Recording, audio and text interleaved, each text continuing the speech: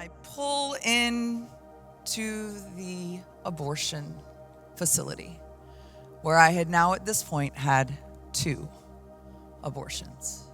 And I got hired as the receptionist over 20 years ago, making $18 an hour. Well, what we would do is we would take the magazines that were in the reception area and we would cut out any pictures of babies, minivans, diapers, engagement rings, anything that might cue that maternal instinct in her, we cut that out.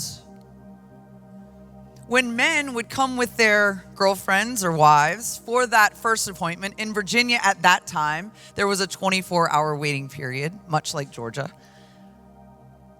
And so they would come in for that first consultation. We would take all the women to the back and then one by one meet with them basically to talk about finances, not to tell them about the risks or the procedure, but to talk about finances.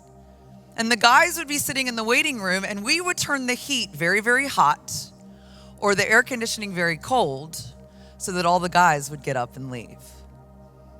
And then when the ladies would come out, we would say, "See, sweetheart, if he won't even support you for this, what makes you think he'll support you for a child?"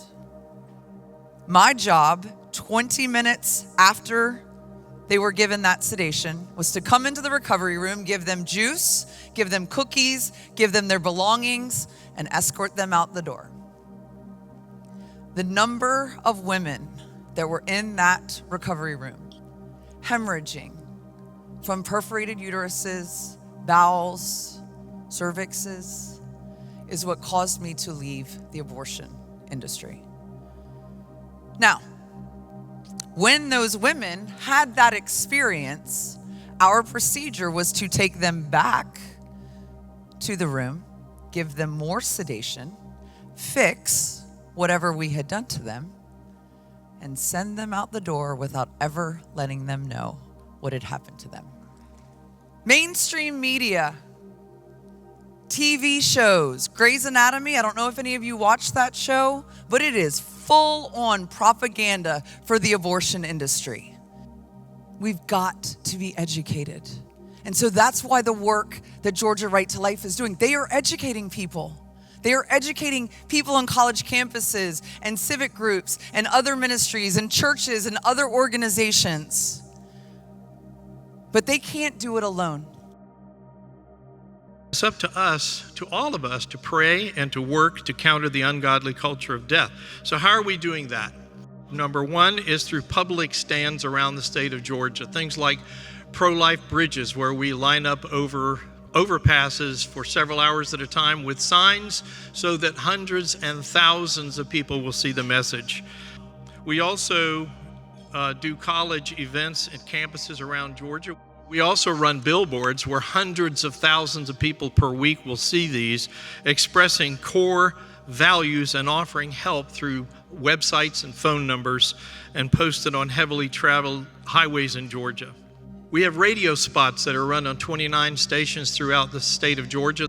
We have smartphone ads that are running to ads that are cast 200,000 times per month, using the best technology available to reach teens and young women where they congregate in 674 locations. We also meet with civic groups and churches and do radio interviews on the topic of human life.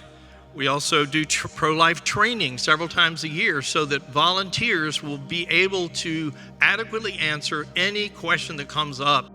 We've joined other groups in front of abortion mills to be a public witness, and also to try to talk to women that are going in and give them literature.